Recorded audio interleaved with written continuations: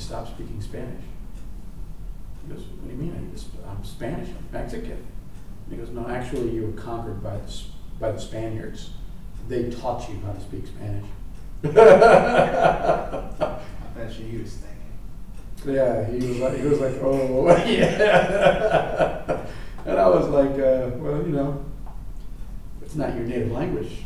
Actually, if your native language would have been maybe Mayan or Aztec, and they spoke mostly in, you know, or at least in what they could find is like a hieroglyphic to cuneiform type people that are from South America originally before the Spaniards conquered South America and taught them their native language, which is Spanish.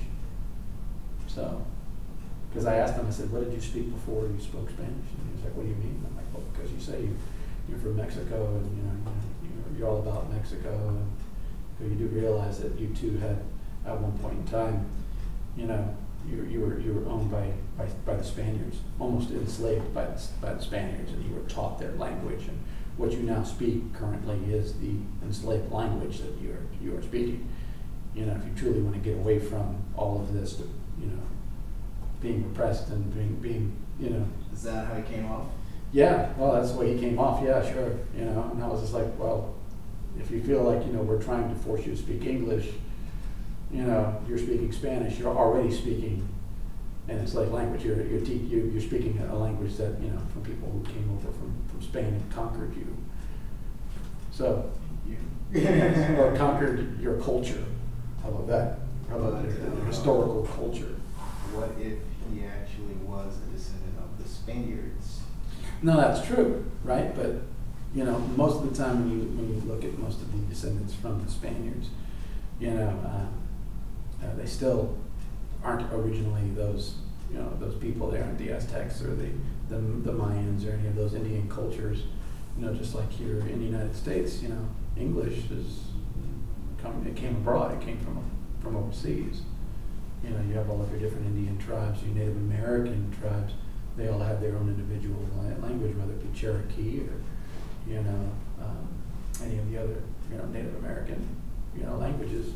Some of them are lost in time, just like the Aztec language or the Mayan language. But you know, most of his true peoples usually are the Indian side. I mean, there's very little left over when it came to actual Spanish, you know, bloodlines. You know, because the South Americans eventually did conquer the Spaniards and drove them back out. But they had already adopted the language. They had already adopted their way of living and their life. You know, racial tensions in America, being American. I could be speaking completely out of my butthole right now. Good. And I'm sitting here like, man, just dropped some knowledge. But it does make you think once or twice. You know, it does make you think about, wait a minute, you know. It definitely put him in his, you know, I didn't mean to put him in his place, but he was getting very arrogant. So I was like, okay, you know, you're from South America, you're from Mexico, deep south of Mexico, you know, like around the border. And yeah, and I was like, yeah, she's like, you know, you do realize that you are a conquered race. You know. But not anymore. But not anymore. Free. We're free. We're here in America. But are we? I don't know. Are? No, we're not free. We are completely run by some fascist government. Some fascist government. All right. Let's talk politics. No, let's talk acting in downtown Tampa. You know, that's all in high school.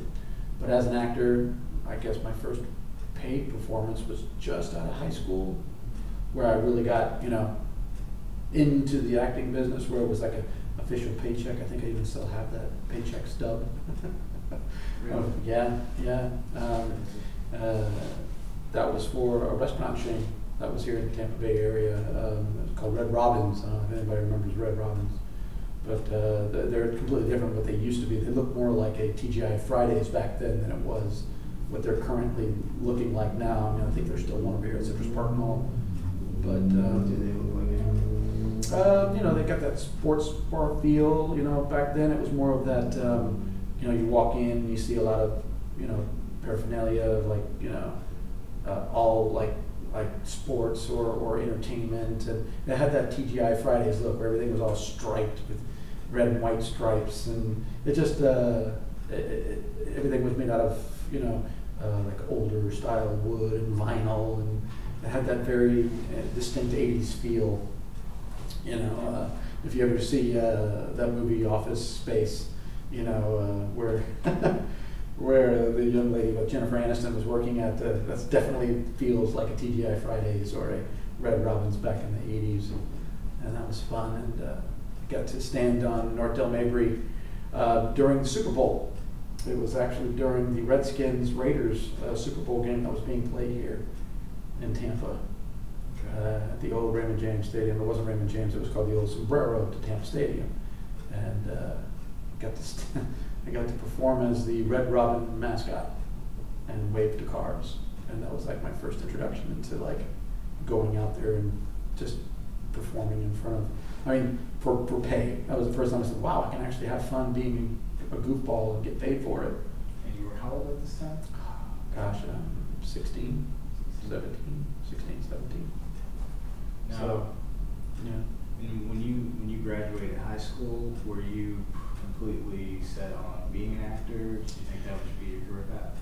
Actually, I wanted to be a marine biologist. I was huge into, you know, like PBS documentaries and Jacques Cousteau and things of that nature. And I learned and I immersed myself in everything I could possibly know about the ocean. I was a trained scuba diver by NAUI, which is, I think it's defunct now. I think the only thing about this is the Professional Association of Diving Instructors, PADI. NAUI may still be around. I'm not sure. I haven't kept my license up because I've totally just disengaged from that. I guess I absorbed as much information as I possibly could, so I moved on to something else. And as much as I wanted to be an oceanographer, I realized, you know, that it wasn't always easy work, and it wasn't something that I really want to invest all my attention to. And when you're underway, I mean, you're gone for months at a time.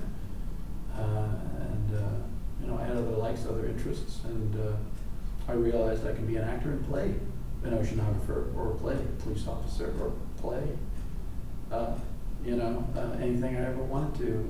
There's a couple of characters that I've always wanted to play, and I'm still looking for those opportunities to play those characters. So yeah.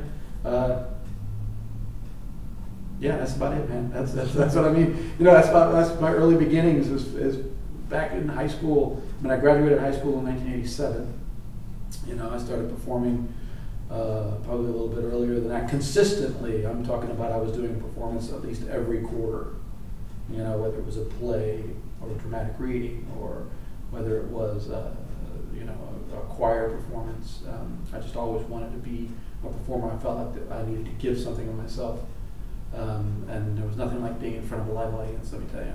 That's an adrenaline rush that very few can have. And when I started breaking into the industry as like a costume character or a mascot for professional sports teams, I mean, when you run onto that field, I was, you know, one of the mascots for the Tampa Bay Mutiny, Max the Bat. I did him for 4 years.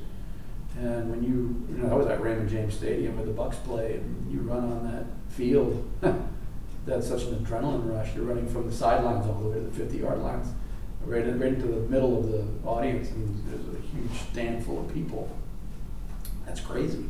And it got even bigger as I continued, you know, pursuing, you know, mascot work. I, you know, did Raymond for the Tampa Bay Devil Rays. You know, I've done mascot work almost all my life. I'm still doing it now, almost 50 years old, and I'm still doing mascot work. I was just you know, I'm the Easter Bunny at the Tampa Yacht Club. I celebrated my 20th year doing that gig. That's a great gig to have. Thank you, Pat Fenda from Strictly Entertainment. Little seed there. But as a stage actor, that's something that, I mean, I've performed at almost every stage available here in the Tampa Bay area, from Stage Works to American Stage to, you know, Early Bird Dinner Theater to the Ybor City campus here at HCC, North Del Mabry campus HCC, Brandon campus HCC, Carrollwood Players, Carrollwood Cultural Center, which I'll be hosting trivia show at Carrollwood Cultural Center in June. And it's funny, I just keep getting little gigs here, little gigs there. It just continues to just fill up my schedule. But, there's a lot more work to be done as an actor than sometimes the eye does not, encapsulate. I mean, you really got to look for your opportunity as an actor here in the Tampa Bay area. We don't have that big of a film industry in the Tampa Bay area. It's getting bigger. Right. But, young men like you who are being creative and trying to introduce, film opportunities to young actors, it's fantastic. We need more guys like you. But now that the industry is changing, now people are doing it on their own. Right. People are looking through other mediums like YouTube, and they're doing what we're doing right now, like a podcast, or that's something that I've actually explored too. I try to do that as well. Let me ask you about as far as like acting work locally, what has been like the best in terms of like pay or giving you some kind of stability? Stability, probably. Gosh, as an actor, I worked as a performer at Busch Gardens for 4.5 years. That was really good pay. I mean, that was nice pay for a young man. It's consistent. You do 5 shows a day. It's live performance. You can do a commercial and make between $500 to $1,500. That's nice too. It's a day's pay. You do it's day work. I mean, you show up, you work for one day, you go home. 3 months later, you get a paycheck in the mail. Yay! But it's not as consistent as, say, for example, like working locally as an actor with a theme park. That's consistent pay. One of the bad things about Busch Gardens was it was always a contractual obligation, which means you were signed as a contractual worker, and that contract could end at any time. And that was always a little bit frustrating because sometimes you lose that contract, and then you go away for 6 months, and then you audition again and come back for another 6 months, or back and forth. I'm sure there's a lot of actors in the Tampa Bay area that take advantage of maybe say, Hollow Scream or the Busch Gardens one. That's a Hollow Scream. Yeah, it's a Hollow Scream, right? Horror Nights is the other one. Horror Nights, yeah, Halloween Horror Nights. Any of those theme parks where they offer actors an opportunity to create scare zones. That's decent pay for actors. When normally you get a little film job around here. You're lucky if you get gas money, unless you're union and you're working a union job. I mean, there's a lot of union work that's coming our way via Atlanta. Got to do some traveling. We just did a film here in the Tampa Bay area. It was called Burning the Dolphin. I got to participate. Background, I was helping my girlfriend out. My girlfriend was actually a union worker on that film. She was actually and she's an actress too, and she was a teacher. She was an on-set teacher because she was lucky enough to have a degree both in California, or a teaching certificate both in California and here in Florida. So she was certified to teach in both states because she had just returned from California, and she became an on-set instructor for the children that were involved in that film project, and that was a nice gig for her. Lasted almost 2 weeks, 3 weeks, with nice payout. It caught her up a lot of her finances just for that small little gig. And the funny thing is that in between her, her days off, she was capable of still doing her substitute teaching that she likes to do and things of that nature. So she kept, having some form of money coming in. So that was a nice little gig for her. I mean, she's looking into that, doing that a little bit more full time, doing on set. I mean, there's a lot of people, they're so focused on just acting, and that's great. Everybody wants to be an actor, but I would suggest getting into the film industry any way, shape, or form, and end up being an actor, because there's a lot of people who worked back behind the scenes that eventually became an actor. There was that guy on Heroes. I don't remember that TV show called Heroes, but he was not a stagehand, but PA. He was a PA, production assistant, and then he was a personal assistant to I believe to like another actress and then he auditioned and ended up getting a job, and he was already unionized, so it was just like, boop, right in. And he made something of that character, and I think he lasted, what, 5 seasons in that show? Which character was that? He was the Asian guy, the guy who can close his eyes and make himself transport. I can't remember his name, but he was the lead. He was one of the leads. Hero. Yeah, there you go. That's him. Yeah, I mean, he worked behind the scenes for several years. I believe he worked for like Conan O'Brien on his show, just as, you know, a PA and you know, working in the studio. And then all of a sudden he became an actor. It was funny. I mean, I'm sure he was trying to pursue acting the whole time. Or I think I remember reading that he didn't even want to do acting. He wasn't focused on that. But he ended up with a, you know, primetime show. Okay, so we gotta take a quick break. Our engineers here have been controlling the cameras, but they're gonna do it now, so that's gonna make it easier. So Oh, is the door? You want me to go open the door? Close it. yeah. Hold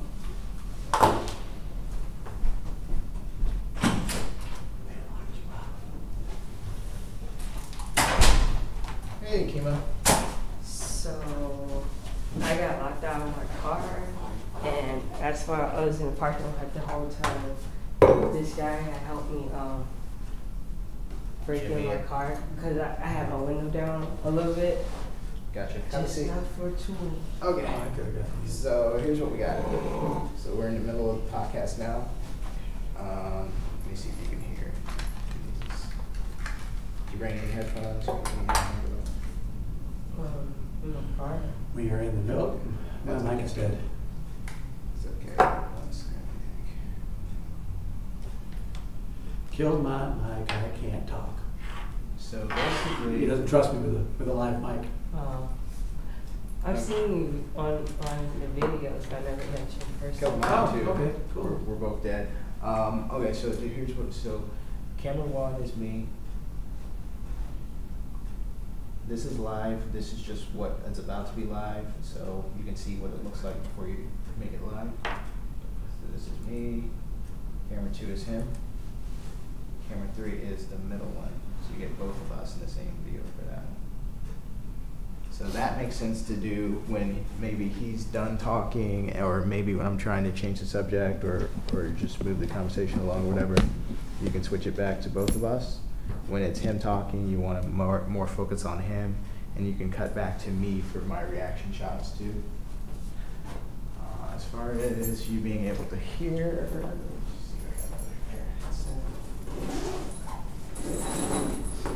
and right now it is live as well as recording, so let me know if you run into any issue. Did you say we're here till 5:45? 5:45 is the latest. Oh, okay. So All right. we gotta start packing up. Because it's 4:30, so we got plenty of time. Put that an hour. Oh, it's recording this conversation right now.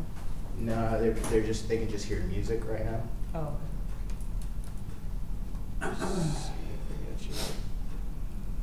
Plug in.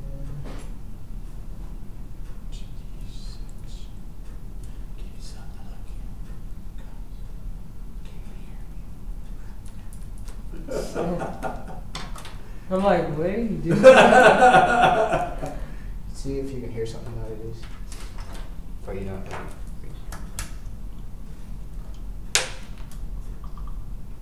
Hey, hello, testing. Can you hear music? I can still hear music, yeah.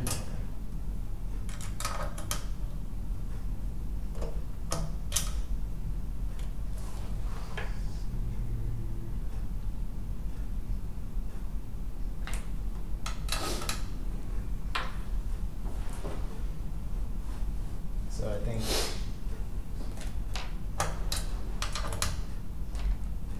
You want me to get the headphones out of the car? No, just trying to get them off of. But take a look here, and here, listen to that.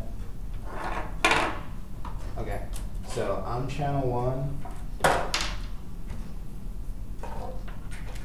can extend this, but I'm channel 1. Mhm. So the mic is off right now. If you want to turn the mic up, you can turn this. Now you can hear the mic. and he's channel 2. Same thing as camera 2. You Mhm. can turn his mic up like that. You gotta test it. Testing 1, 2. Can you hear him? Mhm. Cool. And then this is the music. So you can bring the music out, you can bring it in. But the reason we have it on right now is because without it, we can hear this hum. Can you hear that hum still? No. The hum's gone? Hum's gone. Really? Yeah, dude. Put the mic up though. Let me see if it comes on with the mic. Testing, testing, 1, 2. Testing, 1, 2. Yeah, I don't hear it. Okay. Don't hear the hum. The mic's not as strong, Okay. Well, she can turn the mic up. So what I'll probably do is just give you my headset. And, I can hear though. oh, here's a second. Here, right here.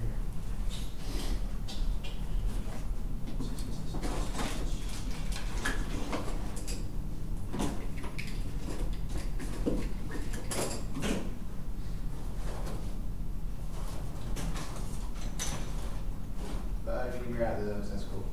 We're gonna find there's supposed to be like a thing that goes, can't find it.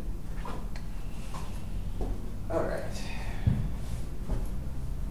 Alright, so let's go ahead and test this out. Kima, go ahead and turn my mic up.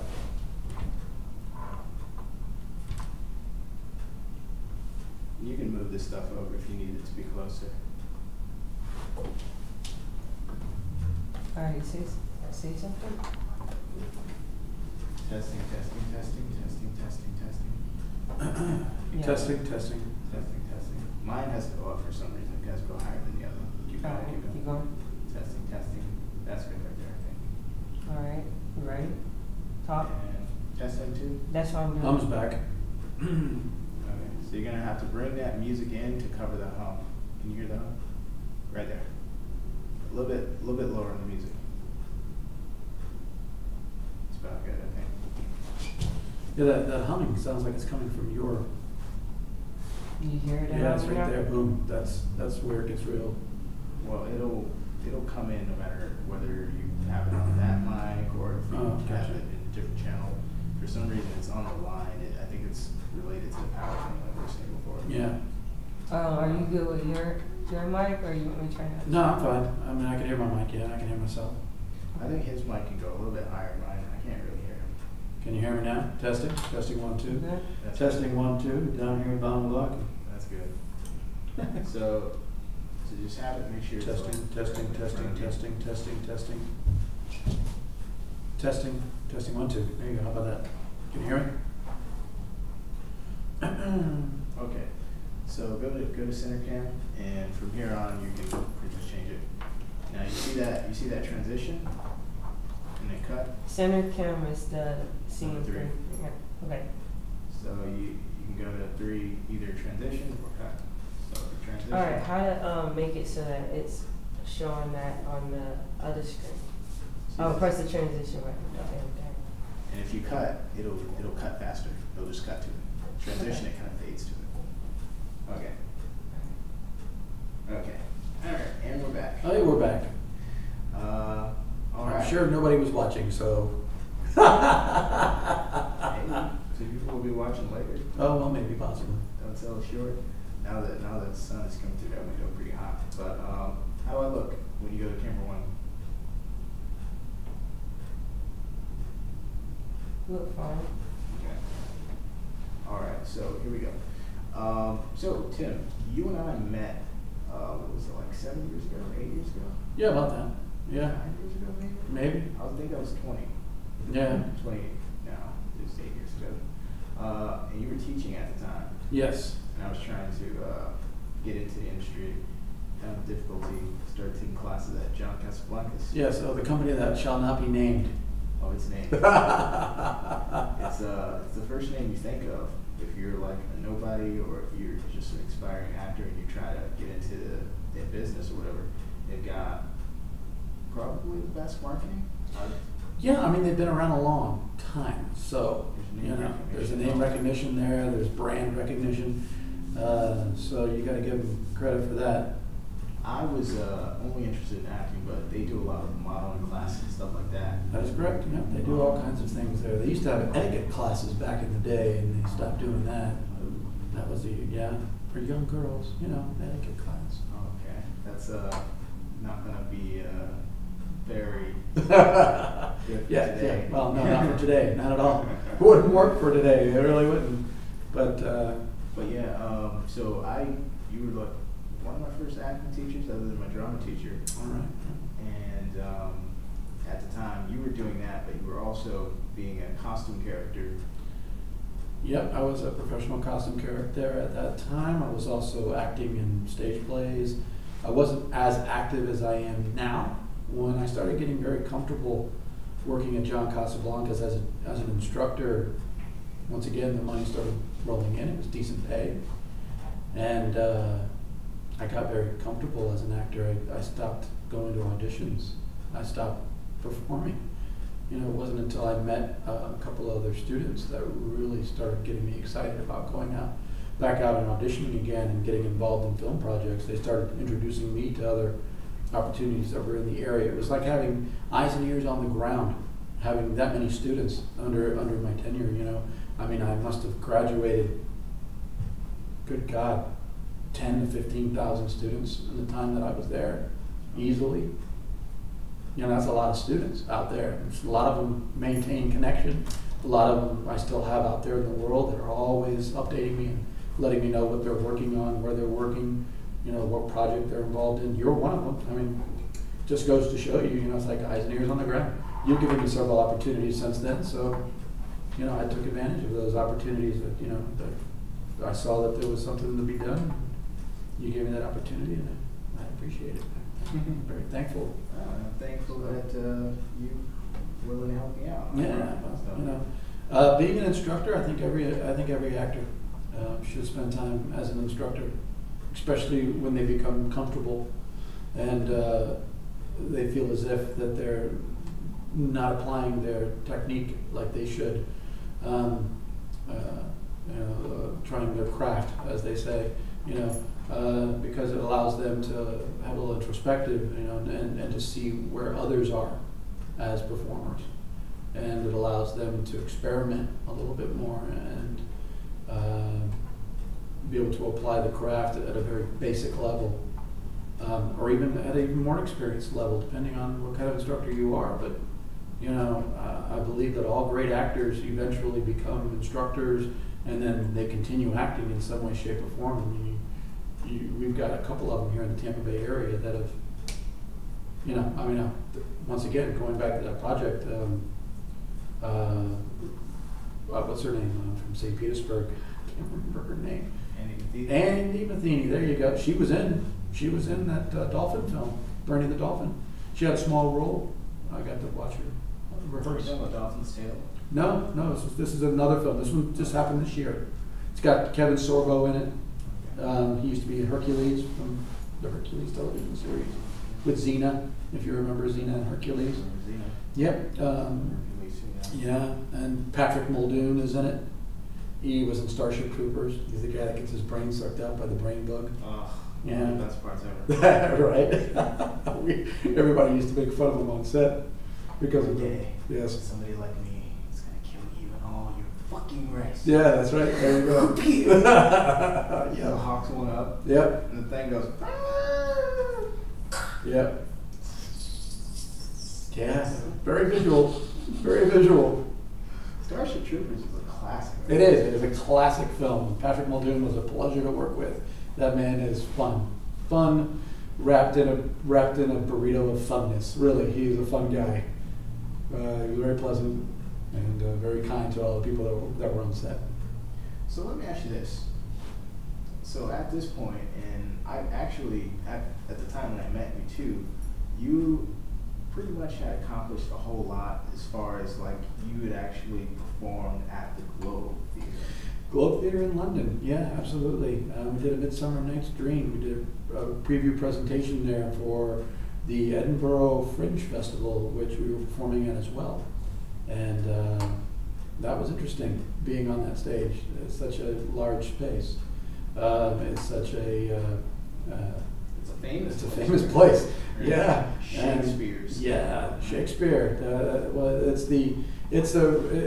supposed to be the real location of the globe is much further away, but they just rebuilt it and gave it, I guess, tourists an idea of what that stage would have been like, and they actually have plays there ongoing. You know, they have different seasons and they do other Shakespearean plays, and it's so fun to watch a play there as well. But they were gracious enough to allow us to do a preview presentation there and to basically give people a little taste of what they can see from us Americans.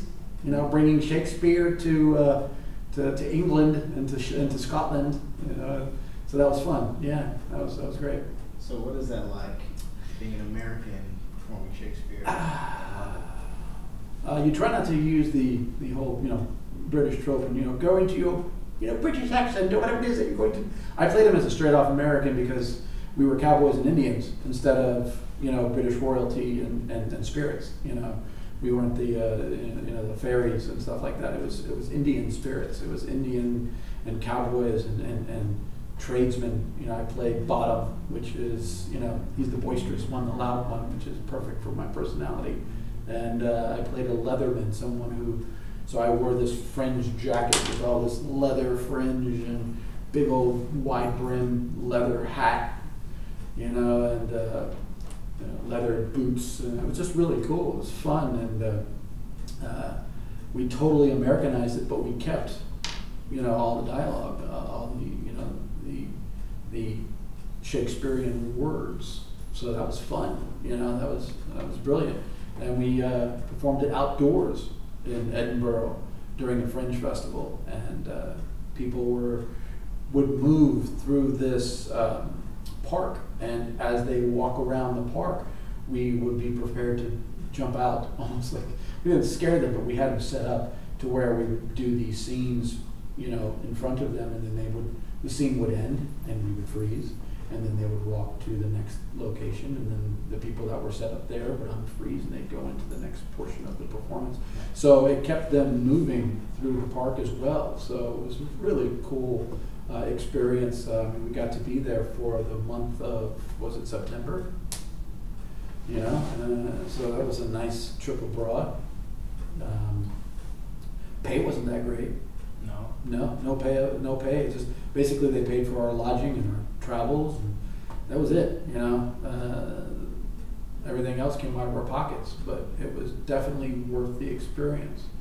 I would suggest anyone getting involved in some sort of acting troupe that travels, and you'll get to know your fellow actors very well, and you'll be able to play off of them, and I mean it's like playing with friends. You know their moves, so it makes the whole experience just gel. I believe that everybody that was involved in that particular performance with the Eckerd College people, I think they were all fantastic, and I think most of them went on to do bigger, better things because they were all really good performers, in my opinion. So, having done that, and from my understanding, not a lot of Americans can say that they have actually performed at the Globe. Yeah, no, that's the crazy thing is that usually, you're British born. I tell people all the time I performed through the Globe Theater, and they're like, "No, you're not British." And I go, "Yeah, we did a preview show. We did a nice little preview show for them for the Edinburgh Fringe Festival. They allowed us to do it." And the funny thing is that they were actually performing A Midsummer Night's Dream at that show, at that theater. So we got to show them a little bit of what Americans can do.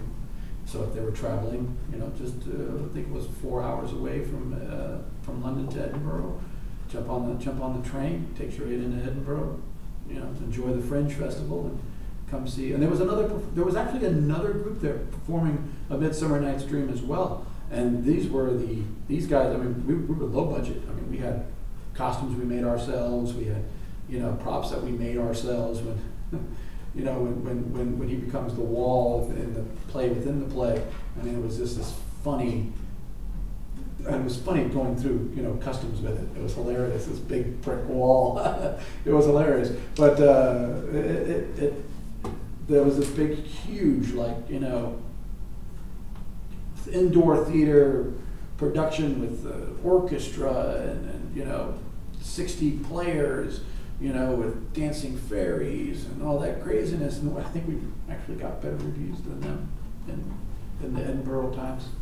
So I thought that was kind of funny because ours were so simple and so, you know, straightforward and American. You know, and just people are like, oh, well, I can definitely see that angle. And that's what people do with Shakespeare all the time. They're constantly trying to bend it to, you know, something new. Like, look at the Leonardo DiCaprio, you know, when he did Romeo and Juliet. You know, what was that, a Baz Luhrmann film? You know, that was an interesting take on Romeo and Juliet. So we did something very, very similar to that. We brought a little bit of America to the Shakespeare culture that's in Scotland and Great Britain. So it was fun. So having done that, you've also got a lot of years of teaching experience. You have a niche kind of market as a costume character. There's not a lot of people that say that they are the Bat or Raymond. So at this point, you feel like you've accomplished as much as you can as an actor, or do you feel like you still have goals? Oh, still have goals. Do you want to be in a scene with like Harrison Ford, absolutely, or like Jude Law, something like that? Yeah, absolutely. Every time I see a new Star Wars comes out or a new Blade Runner or something, it's like, I need to be there. You know, unfortunately, it's location. You know, you need to get yourself a really good agent. You need to get an agent that's going to give you more than just extra background work. You know, you need to start reading for parts. I would suggest any young actor out there start compiling a nice demo reel. Submit. I mean, like crazy. If you don't even think you fit the character role, I'd still submit to something. You never know what they have in mind. You never know what they're going to create on the spot, and they may see you do something, and you're like, oh, well, that would be somebody perfect. I actually, I auditioned at Stageworks Theater doing A Few Good Men, and they had some sides that was laid out on the counter, and everybody was reading their particular characters that they were interested in doing, and they didn't even have a side for Captain Jack, and I was like doing my audition. I actually read the infamous speech given by Jack Nicholson, "You can't handle the truth" from A Few Good Men. And I remember Carla Hartley looking at me, who is the director of Stageworks Theater. She goes, "Do you see yourself as Colonel Jessup?" And I was like, "No, I've actually done it before. I did it for the Players of Safety Harbor." And she's like, "Oh, really?" And he goes, "Well, I think you'd be a little too young for Captain Jack. Even though I know you're older, you look young, you present young." And I was like, "Yeah, I did notice that, you didn't have any sides for Captain Jack. You can audition anybody for that?" And she was like, "Oh, so you're right. Yeah, okay, you got it." That's how I got the job. I kid you not. She was like, "Oh, yeah, sure. Oh, yeah, okay, that's good." I don't even think I read any sides for that part. And then I got like 4 days later, I got a phone call. "Yeah, would you please be captain? Would you be Jack for us?" "Yeah, there you go." Boom. That was a great paycheck too. That's if anybody has an opportunity of working stage, Stageworks is a great opportunity as a young actor to, or even as a mature actor, go out there and it's paid work, good work. So Stageworks you would recommend locally. Where are they at? Are they in Carrollwood? No, they're in downtown Tampa. They are around the Channelside district, the area around there. If you guys know where the Powerhouse Gym is, I believe that's what it's called. It's in that same building. There's two towers. They look identical to each other, and they're in the first floor, just behind the lobby. And go on their website and audition for whatever they have available. They're one of those equal opportunity theaters out there. Once again, I spent more of my time on stage than I did in front of the camera. I wish I could get in front of the camera. This face is not forgiving. So I got your tech person laughing. She understands. I always present either, and as I get older, I'm the villain. I'm the bad guy. I'm the guy people look at and say, "It's the villain." One thing I want to say about you definitely need an agent. Yeah. You gotta have them in different markets. You need there are agents who work specifically in Georgia. Mm-hmm. There's some that work in LA, and they say that you should have one in every area where you want to get booked. Absolutely. I would also think that actors should also make an effort to just work with people locally too. Even if you don't have like the chops to like write your own stuff, get a friend who's a writer, somebody who can write some things and can see you playing different characters, and also like, you know, maybe somebody who has a camera or something like that, someone who can you know, have a cinematographic eye. I feel like you should look at more than just getting an agent, but you should also get like, if you can, a group of friends who actually, you know, if not they're in, if they're not involved with the industry, like at least some kind of interest or a hobbyist, you know, somebody who's willing to shoot you doing something so that you can actually use that for your demo reels. Absolutely, I believe that you should just stay active as a performer. You can get rusty, so stay active as much as possible. Stay relevant as much as possible. And by, you know, you can have your agents, you know, peppered around your performance space or your performance area, but, you know, have your group of friends, have your people who have similar interests to you, get involved with, you know, like your organization, you know, Tampa Film Network or Film Punks, and, you know, stay relevant, keep working your craft, start learning, you know, new ways of representing whatever character that you're trying to represent. You know, be creative. They always tell you, take chances. Take a chance. That's part of acting 101. Take a chance. You know, be brave, you know, and do something different, you know. Just because it's written on the page doesn't mean that it's the exact way that, you know, you have to do it. You can create something around the words that are written on a page, but you've got to practice that craft with local people. You can't continue traveling to Georgia, you know, every weekend just to play up there. You know, stay in Tampa, practice in Orlando. Keep it as close to home as you possibly can. Travel expenses are not always available. You know? I guess not. Yeah, I mean, I know somebody who who is a, you know, they do as much as they possibly can, but eventually they still, you know, they fall back on where they started or really got their first, you know, early performances, like, you know, as a local player or a live action player, or what they call an atmospheric performer, where you just create atmosphere. Like, I still do that too, and it's a great way to supplement the income as a performer and still stay relevant and still stay active as a performer. And you're always constantly thinking and creating characters and, you know, being creative. That's something I would tell all my actor friends out there. You know, I don't care what it is, whether it's a student film, if you're not getting paid, find a way to pay yourself with it. If you can get some footage for your demo reel, great. You know, if you get a sound bite, fantastic.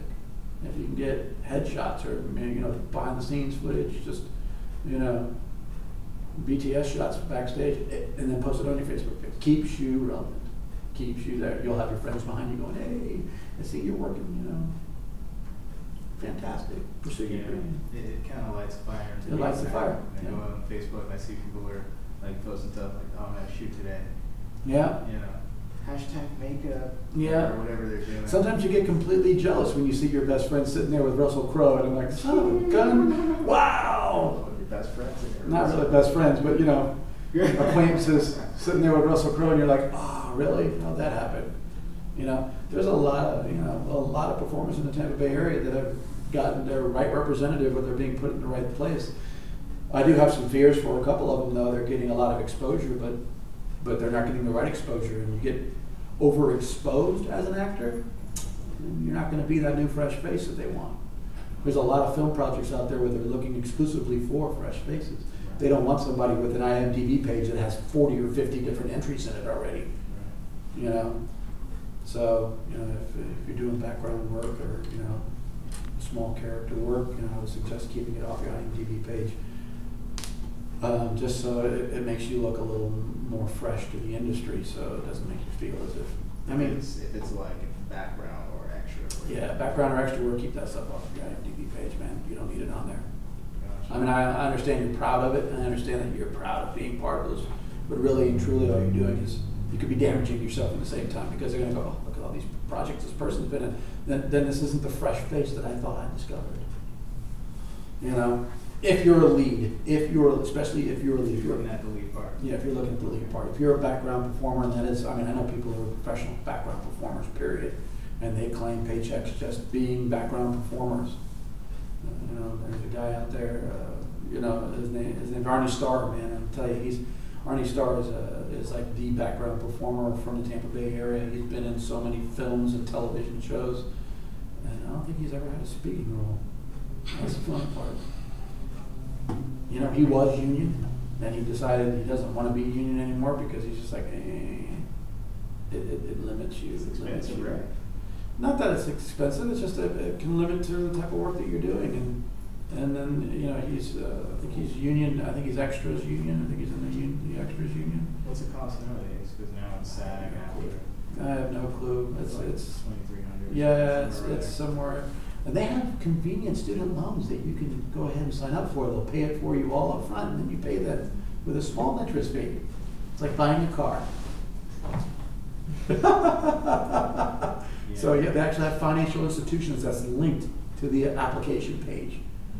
You know, I have people that are in California and they're saying, nah, you don't need to be in the union. We can get you into a commercial here, we can get you into a music video there, we can get you into a short film here. Independent film, that's the reason why it's called an independent film. Unions are not involved. I don't know about that. Production companies are not involved. But Big, huge production companies. Well, with there's unions. not a lot of money involved. There's not a lot of money involved, no. Basically no money in it. I've never been the type of actor who did things for money anyway. I was more the type of actor who, I mean, money is important, don't get me wrong. It's always good to have a paycheck. But I've never done things just for the sake of money, you know? I mean, I could have done things when I was younger for money. I had a nice body. I could have been a professional stripper.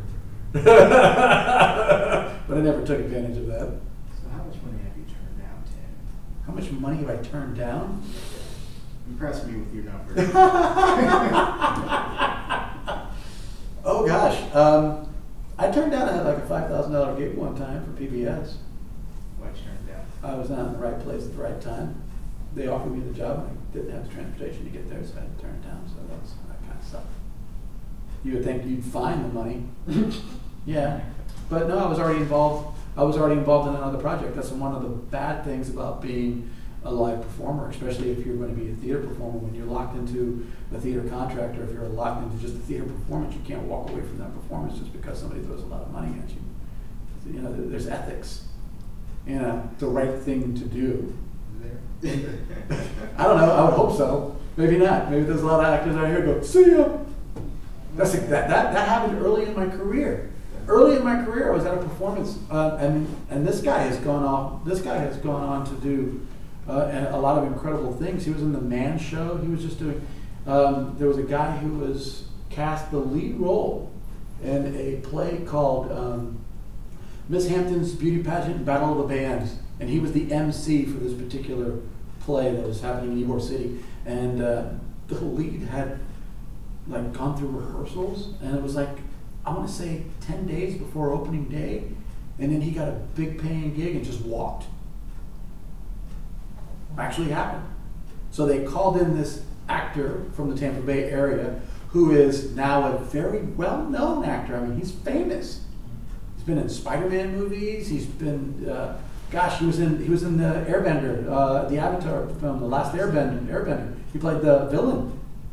He's the Indian. He's Indian. He's an ethnic actor, a fantastic comedian. But I got to share the stage with him, and I can't remember his name. He changed it. I'm gonna say it's Asif or something like that. Have you ever seen him? You know what I'm talking about? Yeah. He was the guy who was he in the Fire Clan? Probably. I don't know. I've never seen the film. It was But a long time since I've seen it. yeah, you can. I was like, wow. I was like, he's made it. He's full out Hollywood. As a matter of fact, the last time I saw him, he was on that Netflix exclusive TV show called Unfortunate. A series of unfortunate. A series of fortunate events. He played one of the uncles, the one that was with the snake. Have you ever seen any of those episodes? I have not seen it yet. Yeah. There's a lot of those shows coming out, man. Yeah. Have you seen the Lost in Space one? No, I have not. The new version. You know what I'm talking about? Yeah, David I have. Robinson now. Yeah, I have with a robot. I think is spoilers. I think he's an alien, and he's not. You know. Yeah. Yeah, I have seen that. Really cool. It's another opportunity for actors to get involved. You know, as an actor, there's so much more available to you now because you've got Netflix, you've got FX, you've got, you know, Showtime original films. You've got all of these ways of becoming a actor and getting involved, whether it's even in background or, you know, how do you pronounce that? Asif Mundavi. Mandavi. Yeah, Asif Mundavi. I mean, this guy's been, this guy, Monty, yeah. You know, he's a British actor, but boy, I think even if you go to his Wikipedia page, he even mentions that. Whoa, hold on. What? Asif Manvi, right? Yeah. I know that guy who was on the Daily Show. Yeah, he was on the Daily Show. I told you, he was on the Daily Show. Okay. Yeah, he was on the Daily Show. He's a comedian. He was born in Mumbai, but he was raised here in the Tampa Bay area. When he moved his family to Tampa, Florida, when Mandavi was 16, and he was. I got to share a stage with him. He was a very, very cool guy, and he learned. It was amazing. He learned this huge amount of dialogue in like 5 days. It was incredible. Maybe that's the reason why he is where he is today. You know, so it's funny how I've gotten close. I've always had a brush, you know, with celebrity status. I could have been the next Barney. I kid you not. Barney. Yeah, I did a TV show for WEDU called Banana Bread with a local celebrity called Shanna Banana. Yeah, and we shot for 2 weeks. We shot, you know, what was it, 14 episodes. Was that related to Snickles? Yeah, Snickles the Bear. Was Yeah. it related to it? Yeah, that was the project. Like one of the, Yeah, he was the lead character. He was the lead costume character, you know, or animated character that was in the show. And not only did I do the physical character himself, but I also did the voice. And there's some of it on YouTube. You guys go to YouTube and put in Banana Bread, Shanna Banana, and you'll actually see me jumping around in a damn bear suit. But that was another one. That was a really great paid gig. We filmed that right there on North Boulevard at WVDU Channel 3, right there in their studios.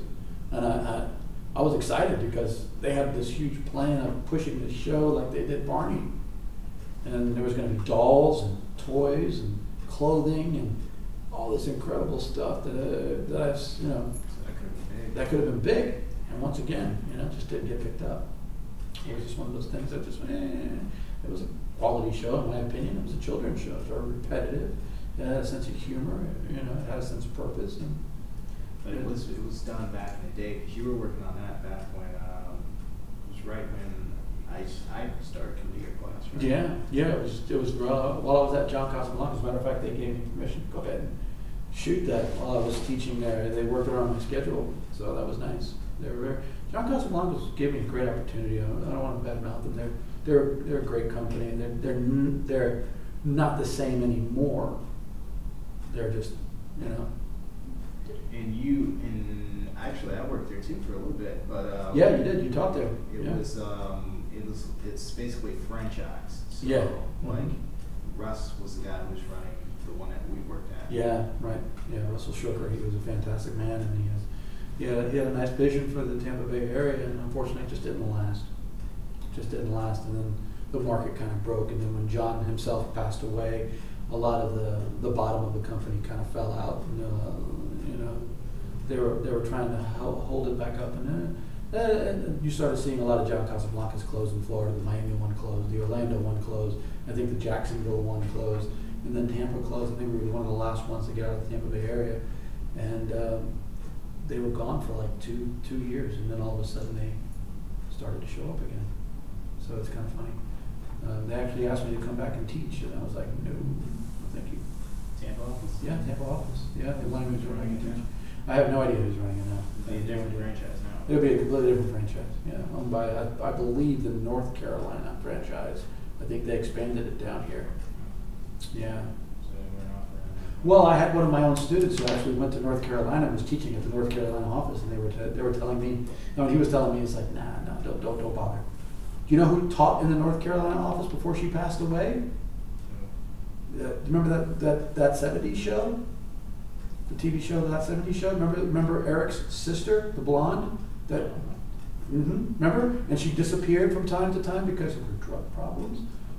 Donna actually, that actress, she actually taught at the North Carolina John Casablancas, and they used her tenure on that 70s show to advertise. And then she was still having problems with her drug issues, and she was like no shows. And don't mention the drug issues. Sorry, She passed away though. she passed I away. did not know that. Yeah, she died of drug overdose. Yeah, drug complications. Yeah, and God, if you see a photo of when she first started on that 70s show, she was this beautiful blonde bombshell, and all of a sudden you look at her from when she died. The drugs had literally taken their toll on her. I mean, she looked like she was run over by a steamroller. It's horrible. But that's another thing I always tell my students too, is just be careful with the side life that comes along with being a performer, being an actor. That's where you have to learn how to say no to other deals. Right. You got to learn how to say no. You got to learn how to pick and choose and know when to say yes and when to say no. You got to use your gut instinct. I can't stress that enough. I tell these young actors, especially, I see these young people. I have Laura Cowley, I believe her name is, or Laura Cowley. She moved to California to become a model, and she is now walking with some of the biggest designers. She's a friend on my Facebook page. You can check her out. She's barely 18, and she is doing huge shows in California. And I believe she just recently showed that she got her SAG card, which was cool. So she's she's trying to get into the film industry as well. Beautiful young lady, very determined mother to get her involved in, and very determined individual herself as well. Okay. Yeah. But I've got students out there that are hitting it hard, as they say. What's her name again? The mom is because she's a minor. Everything is on her mom's page. Okay. Last name I believe is Cowley. But yeah, she's a beautiful young lady. There she is. Her mom's page is Lori Keenan Cowley. Cowhey, sorry, my bad. And that's her. She's a young lady, but my God, if you go to her mom's page Oh yeah, I can tell. yeah, you can see all the shows. I mean, she just recently did a show where she walked, and she was fantastic in that show. Look at that. That's no lie right there. I mean, that's a big time designer. Is she In California. Okay. She's wearing a headpiece that has, I guess, some fashion on the back of the headpiece. But she's grown up to be a beautiful, beautiful young lady, and she's just going off to be successful. They did the big move to California. You can actually see some video here on her Facebook where she's fantastic. I mean, she is doing it, and she's killing it. Man, you can see how she's built. Yeah, She's tall too. she's tall. Yeah, she's grown up. Man, I remember when she was, 7? Wow. Yeah, and like I said, these students of mine, they're out there. Parker Dowling, that's another one. He's up in North Carolina right now, constantly going to auditions. I mean, hitting it hard. He was supposed to be on episodes of Army Wives. He was supposed to be on episodes. He actually booked a movie where he played Lee Harvey Oswald's co-worker in Killing Kennedy. That's the name of the movie. And I remember him going to the red carpet in California, and he's like, Is that based on a book? yeah, it's based on Bill O'Reilly's book, his Killing series. Ghost Riders. Yeah, the Killing Kennedy. And yeah, he nailed it, man. He not only has the opening line in the movie, but he has some decent screen time, decent dialogue, and he nailed that. I mean, he did a fantastic job. I mean, some great connections. That's another thing you need to learn to do, man, when you're part of a project, man. Network. Get out there and network. Track up conversations, make friends. Yeah. Makes sense. But make authentic friends. Right. Don't be cheesy. Don't try to play somebody. Make authentic friends. Be willing to give as much as you take. Yeah, that's important. Yeah. So. So when is it the right time to move? So you go to Louisiana, you go to Georgia, you go to LA. Now. When does it make Now. sense? When it makes sense is when you are financially backed to where you know you can support yourself on your craft, or even if you have to wait tables. But if you are, you know, at the point with the right frame of mind where you know that you're good with money and you can support yourself, I would say move. I would move to Georgia right now. I would move to Georgia right now. If I didn't have other, you know, toes and projects right now, I would move to Georgia. And I would say I'd camp right outside of, you know, right outside the studios of Georgia. You know, Pinewood Studios, I'd camp out there, get a good agent, you know, somebody who's localized, maybe in Georgia. You know, I hear, you know, was it Brevard Talent's a great agent. They're in Orlando, but I hear that's a nice gateway into the Atlanta film market. I mean, everything. All the Marvel films are being shot up there. So many projects are being shot. I mean, I'm sure you've seen the logo of the Georgia Peach at the end of the film. Sure. And that's everything coming out of Pinewood Studios up in Georgia. So, you know, I would suggest getting involved as quickly as you possibly can with some agent that was willing to go the distance for you. What are some of the better agencies that you know about in this area or locally? Well, like I said, Brevard is probably the hardest one to get into. I believe that that is who what was that other instructor's name again? An instructor? Yeah, the one that's in St. Petersburg. We were just Amy Matheny. Yeah, I believe that's who she's an agent with. She is, I think. You know. Kathy Laughlin actually mentioned Brevard a lot. Yeah. She did. Yeah. In her class. Yeah. Brevard, Level 7. 7. You know, I mean, I'm not going to badmouth them. They get people work, but it's not the type of work that's going to translate into, you know, a film career. It's local work. Have you heard of Ben's? Ben's, yep. Yep. Any good? Yeah, once again, it's another one of those studios that will translate into working paid work, but not going to translate into a film career. And, you know, they're not high enough on that level yet. They're not one that they get calls to. You know, they're not the ones that. I mean, everybody gets the trades. Everybody gets, you know, we're looking for this or we're looking for that, but those aren't the ones that you really want. Those are the ones that you want to avoid. You want to be able to go to those ones where they say, I got a friend who's interested in talking to you personally, one-on-one. Maybe you can instant message them, or This is where that's where the network comes in. That's where you're getting the real work. That's where you're getting the work that you're going to get yourself involved in with some dialogue, where you're going to actually get a spoken line in a film. You know, the other ones you're just going to be background. You're just going to be, you know, cattle calls. You're just going to be, you know, part of the big group of people that show up at films for just extras. And, you know, I mean, you can make a career off of that, being an extra, professional extra. Maybe one day you'll get discovered. Maybe one day a director will look at you and say, "I need you to deliver a line." Yay, maybe. But I mean, I don't wait for someone else to do that. I don't wait for a director to make a decision to tell me I can say a line. I'm going to go out there and snag that line myself. Do it yourself. Go out there and do it yourself.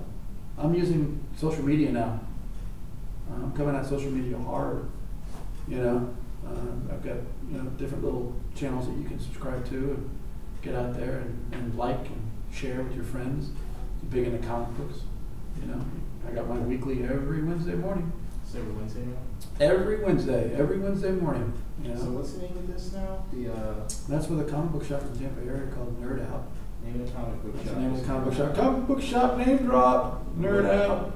Name drop. Well, what about the web series that you're doing to help promote it? What's the name of that now? Well, there's a bunch of other things that are mixed into it too. It's just all part of the Nerd Out page and my own personal temporary YouTube. We have new comics where we basically just inform people about the new comics that are coming up, but it's more of a performance. I have been told now by several people that I'm not boring. I'm very full of energy. It's more like a skit introducing the comics than it is more than just standing there going, hey, look at this and look at this. But I've also got another show called it's called Acting Figures, not action figures, but acting figures, where I actually practice my craft as an actor and I perform monologues with specific action figures being the center of attention on the YouTube. Like I'll put the Joker on there, or Donald Pleasance from Halloween. There's an action figure of him, and I'll basically do a famous monologue. You know, by that actor who that action figure is modeled after. So I call it acting figures. Yeah, it's kind of fun. It's a little thing that I do. I'm just trying to get us. What I found out about YouTube is it's not about what you do. It's about how many times you do it. You really got to put content out there. You got to continue putting content out there. Content. Keep people interested. Keep people saying, "Oh, I like that guy's stuff. Let me like that. Let me follow him." And then the more content that you put out, the more they start to like you more, and they start saying, "Hey, have you guys seen this? Have you seen this guy? This guy's fantastic. You got to check this guy out here." And they share it. You know, I mean, I've been doing it for what now? 2 months, and I started off with like 80 people watching, and I'm up to like 500 now. And it's going to grow, you know, exponentially. As more and more people start to tune in, and more people see the antics of what I do on that show. It's silly. It's comedic, and at the same time, it's enjoyable for me to do because it's a nice outlet to be creative, and it's a nice way to be able to put my face out there and show that I'm still relevant. So, do you ever? Is it hard to come up with content? No. Believe it or not, it's a completely unscripted show. Right. I come up with things right off the top of my head, and I usually have an idea or something like, say, for example, you know, Valentine's Day was that Thursday, and I knew the comic book day. It's like, well, hey, there's all these comic books out for Valentine's Day, you know, for your sweetheart. And, you know, I kind of theme the shows in local events, you know, current news.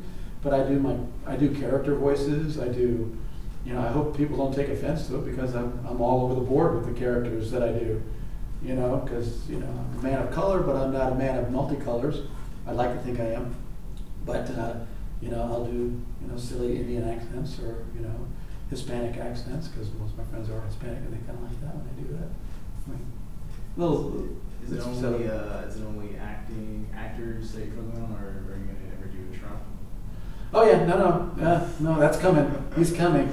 I'm actually bringing back I've got. I mean, they're not scripted, but I'm creating characters in my mind for certain events. Like I'm looking forward to like Halloween because I want to do a 3D Dr. Tongue's House of Beef. You know, I just want to do a tribute to them because I grew up watching like SCTV and John Candy and those guys were just hilarious, and they used to have this character called Count Floyd, and he would always have his 3D glasses because everything that he was doing was in 3D, and the 3D episode's coming up, you know, for Halloween. I'm saving it for the fearful Halloween episodes of probably the whole month of Halloween. I'll be doing Count Floyd, paying tribute to the old SCTV character because he was just hilarious, what I consider hilarious. And once again, it allows me to play characters that I always wished I could play. I'm a big kid. That's what I am. I'm a 50-year-old man with a 14-year-old personality. You're 50 now? God, 49. Okay. I am knocking on the door of 50. And you know what? Let me tell you something. Here's a nice little inspirational story. You know the gentleman who was on Frasier? The guy who played Frasier's dad? Are you talking about the racist guy who had that freak out, or that Frasier? No, Frasier, the TV show. Remember Frasier? Oh, I was thinking of Seinfeld, wasn't I? Yeah, you're thinking about Seinfeld. You know, look at his life story. Look at this gentleman. He was in his like late 50s when he was just like a regular. He wasn't even an actor. He was just in the working. You know, he was a working man. He was just out there working a job. John Mahoney, that's his name. He played Martin Crane. And, you know, you look at his bio. He didn't start getting into acting until late in his life. So he wasn't a young actor. He started very late in his life. That's the only show he's really known for. I mean, he doesn't have a huge list of credits on his IMDb page. He does have credits nonetheless, but he is known for playing Frasier's dad. And that guy, John Mahoney, what a fantastic character actor. And he started late in life. So there, I mean, Samuel L. Jackson, I think, didn't start until he was in his late 40s, early 50s, possibly even later than that. You know, you remember his first film appearance? He was in Coming to America. That was one of his first film appearances. He played the guy who gets the hot coffee thrown on him. He was like holding up the McDougal's, and he gets Eddie Murphy throws the hot coffee on. That was Samuel L. Jackson. And Samuel L. Jackson's a freaking fantastic actor. I mean, he's dipped his toe into Shakespeare. He's actually really good. I mean, I've seen him improv. That guy is fantastic. I mean, he's a lot more diverse than the characters that he plays in his films. Samuel L. Jackson he's a character actor, so he's getting hired. He knows how to market himself. He knows how to, I mean, he's Samuel freaking Jackson. Right.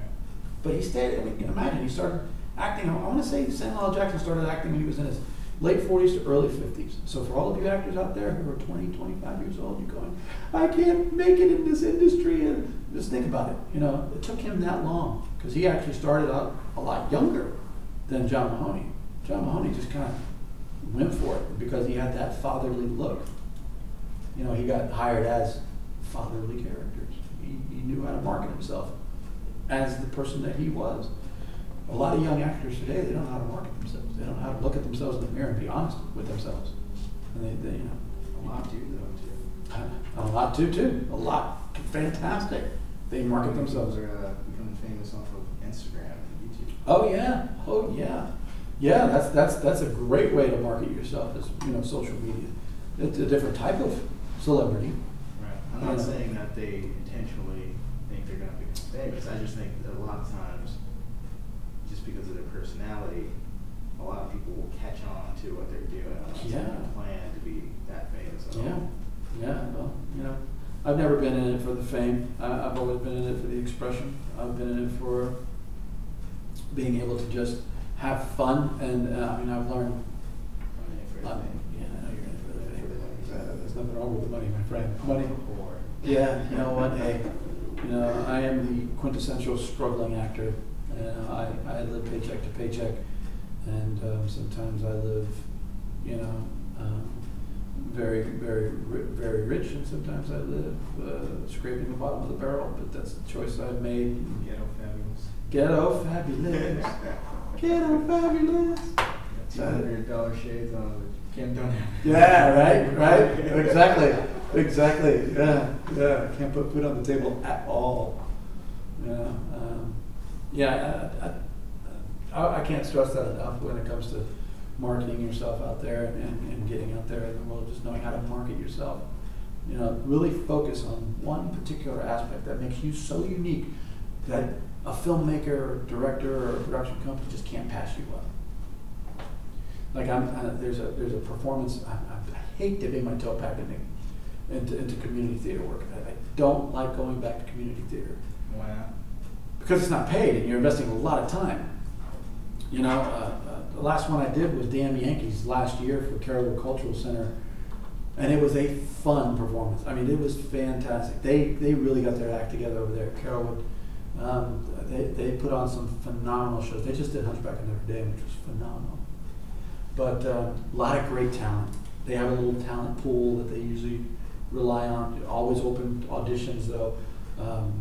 I'm actually doing a show there, but it's not community theater, thank God. But I'm doing a show there, like I said, in June. I'm going to be hosting a sci-fi trivia show.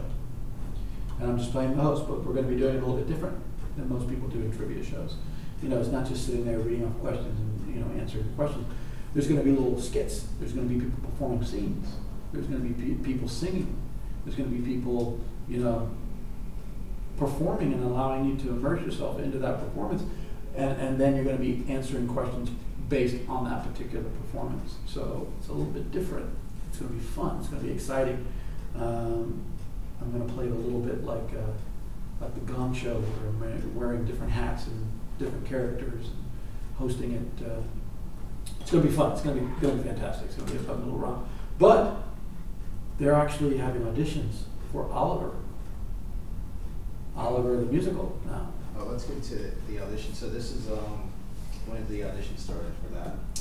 I believe they're coming up. I believe they're in May. And once again, it's community theater. I always suggest every film actor should do at least 1 or 2 theater jobs, just to get that feeling of being in front of a live audience. In the beginning. No, even in the end. I mean, there's a lot of people who are famous who are dying to get onto Broadway. I mean, people like Matthew Broderick, who jumps back and forth. They do Broadway shows and they do a film. You know, See, it's completely different, two different worlds, but I suggest just for the actor to get that experience of embodying a character for a period of time. You may be a character like, like what's his name, Daniel Day-Lewis, where he becomes the character and stays the character throughout the shoot because he's this method actor. Not every actor is like that, but theater gives you an opportunity to immerse yourself into a character, discover new things about yourself every performance, every rehearsal. And you just create this wonderful, it's not like something that you do, you shoot it, and then all of a sudden you have all these ideas afterwards, and you go, God, I wish I would have done that, or I wish I would have played the character this way. Or you watch the finished product and go, yeah, that was good, but you know what, now that I'm a little bit more aware, I can look at that particular project and go, I probably should have played it that way. Damn it. I would have came across better. I mean, you're always second guessing yourself. With theater, you have the opportunity to do that as you process, and it's incredible. It really is. It's a hell of an experience to be able to create a character and make them a living, breathing person, and you bring them on to life every night. When I was in Damn Yankees, I had a small little role. I was just trying to. They couldn't find enough men. So Aaron Washington, the director of Damn Yankees, he was like reached out to me and he was like, I just happened to be there for another project, and he reached out. He goes, what are you doing? What are you doing in this month? And I'm like, well, I don't have anything booked yet, but it's going to fill up quickly. And he was like, would you like to be in a play? I was like, really? He goes, it's a musical. Do you sing? I was like, not really. I'm not really a singer. There's dancing. And he found out later that I actually can sing. I actually do dance. I just don't like putting that on my resume because I don't want people to expect that from me. It's not something that I like doing. But, he loved the character that I created. I brought a whole new different type of energy. It's Damn Yankees. So I was like, oh, you know what? I'm going to take this small little character and I'm going to pay tribute to one of my favorite comedic actors, which is Jerry Lewis, who was in the Broadway performance of Damn Yankees. He played the devil. I played Sahovic. So I played him as a little Jerry Lewis character, and I was sitting there going, hey, look, I'm a real estate agent, but I like playing baseball. You know why? Because it gets the girls. That's why. Yeah, being a baseball player, the girls like the sporting figures. Completing task. Each staff member will be happy to help. What is that? Fire alert? Pick you up. You may use the something at your Let me ask you about this audition coming up. This auditions for innovative and Stageworks Theaters Corporation. Ugly Lies the Bone. Have you heard about that one coming up on April the 24th? No, I haven't. No, that's out on Stageworks' website? So it says it's for innovative, I'm not sure if they misspelled this or not, innovative and Stagework Theaters Corporations. It's probably a dual. Yeah, it's probably produced by both Stageworks and they do that quite frequently in the Tampa Bay area. Okay, I've not heard of that second one. Yeah. I've heard of Stageworks, just not the other one. Okay, so Ugly Lies the Bone will be held April the 24th from 6:30 to 10 at Stageworks. Mm-hmm. Bring your headshot, resume, and audition and the audition form along with conflicts for July and August. Yeah, there you go. Email your headshot and resume to reserve an audition slot. Yeah. The email is at innovativetheater@gmail.com. Now this is on Actors of Tampa Bay, the Facebook group. So you can go in there and you'll see it's been posted by Stacy Sabarsky. Yeah, Stacy Sabarsky. She was Yes, Stacy and I go way back. We were actually in Inherit the Wind together, and then I actually got her involved with teaching at 4D Studios. Stacy's a wonderful young lady, fantastic talent, incredible teacher, and I believe she's probably directing this particular piece. Yeah, Stacy Sabarsky. I'll be darned.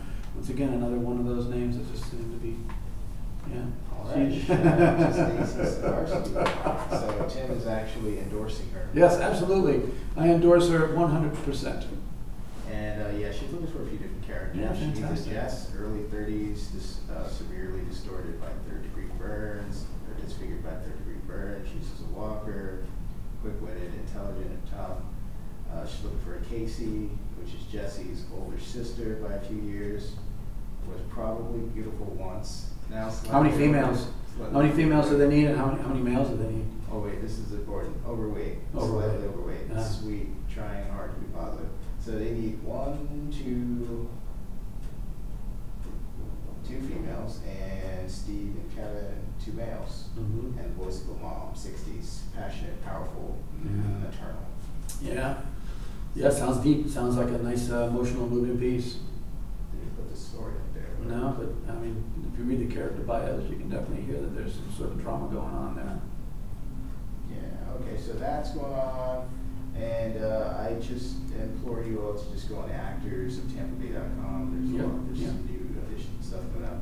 Do you know about any other ones besides the theater ones? Yeah, we're going to be having our own at Carrollwood Cultural Center for those little, remember those little skits that I was telling you about for that trivia show that we'll be involved in? So I have not hired my actors yet. It is a non-paying Are you gig. going to be directing? But I am going to be directing the actors, yes, so please. Oh yes, I'm a director as well. I directed a show year before last over at Carrollwood Cultural Center. It was the beginning of last year. Yeah, it was called Nana's Naughty Knickers. That was another great paying gig. Fantastic. Yeah, get your name on the director's list if you ever chose, want to, be the director of a play. It's great, What's director's list? Well, director, go to your local theaters and see if there's anybody, like right now, Carrollwood Cultural Center, I believe we're looking for directors for a future season. Make sure that your name and your directors and your personal, information is on their list so they know that you're interested in directing on their plays. So you can just go up there and just put your name up there? Yeah, just go over there and just tell them, hey, you know what, I'm interested in directing a show, here's my resume, and they'll consider you. Okay. Yeah. Yeah, I just think you're just going to go in there with No, they No don't consider you. experience at all. But a lot of the playhouses are like that. They're always looking for people to direct their plays. They want people, of course, with a little bit of experience directing, but sometimes they give first-time directors opportunities. Especially if you've been an actor in the Tampa Bay area for a long time, and you got a name that they recognize, that have some marketability to it as well. So, yeah, we had a very very good run. At the time, we broke ticket sales for this for a straight play, which means a non-musical play. We broke the ticket sales for record-holding, ticket sales for a straight play at Carrollwood Cultural Center. Fantastic actors involved in that. So how many skits are you going to be casting for, and what kind of? They're going to be short scenes from science fiction movies like Aliens and maybe even Starship Troopers. We're going to be hiring about 10 to 12 actors, and you'll be performing probably 2 scenes, plus we're going to have a lightning round where you're just going to be saying an incredible line of dialogue or just a single line like, get away from her, you bitch, and they have to guess, what movie that came from. It's going to be the lightning round. So not a lot of memorization necessary, but we're looking for, guys, girls. We're not going to genderize it at all. We're just going to keep it free-flowing and moving. It's going to be for fun, though. And if you ever wanted to reenact or get a nice science fiction scene out of the way, come audition. Look at the Carrollwood Cultural Center page for details. Okay. What's the website? Carrollwood Cultural Center. Carrollwood Cultural Center. We'll try to add that to the description Yeah. there. Like that page and subscribe because they always are looking for talent. Nice. Paid? No, that's it's community theater. It is community theater. But as a director, you get paid, so that's pretty cool. Okay. All right. And this weekend we've got the next acting class it's going to be improv part 4. So it's beginner improv part 4. Come on down. And you can find more info on that if you go to tampafilmnetwork.com, the Facebook group, or just go directly to the website, tampafilmnetwork.org. Click on the menu, you'll see the classes, go to acting class, and you can see basic information about the acting class there. So I will be teaching that one. It will be the 4th installment of the beginner's improv. Got a very sexy voice there, T. You know that? Well, it's not for you to turn it off. You got that nighttime DJ voice, man. After that, we're looking to do a comedy class. So a lot of people have been requesting that. We're not sure if that comes directly next or if Tim might actually teach. Yeah, pants optional. Pants optional. Anyways, Tim, are you going to be teaching class soon? I don't know, T. You want me to teach a class? I'll be happy to teach a class. I thought I was teaching like one of the other classes, and all of a sudden it's on my name. Wasn't that Yeah, for those who don't know, me and Tim are the main teachers of the acting classes, which are free, offered by Temp Film Network. Yes, they're fantastic. They're fun. Please sign up, come and join us. Won't cost you anything. Bring Don't an cost you acting anything. friend. Yep. Leave the kids at home. Absolutely. Unless they're child actors, of course. But to find out more, just go on Facebook.com or Facebook. Just type in Temp Film Network, join the group. There's also a group now for that acting class called Temp Film Network Acting Class. We made it easy to find. Tampa Film Network, that's right. Articulate, yes. Tampa Film Network. So we'll let you know when the next podcast is going to be. We had some issues with this one. The next one is going to be cleaner. It's going to be a little bit better. Just keep an eye on the Facebook group there. Signing off from Tampa. I'm taking this microphone. I'm taking the microphone home with me. Can I take the microphone? Yes. You can. I'm going to take the microphone. That's property of Tampa Film Network. But we'll see you next time, guys. Thanks for everything. Let us know what you think you'd like to hear in the next podcast, who you may want us to interview, what topic of discussion you may want to see covered. Till then, ciao. Ciao. Adios.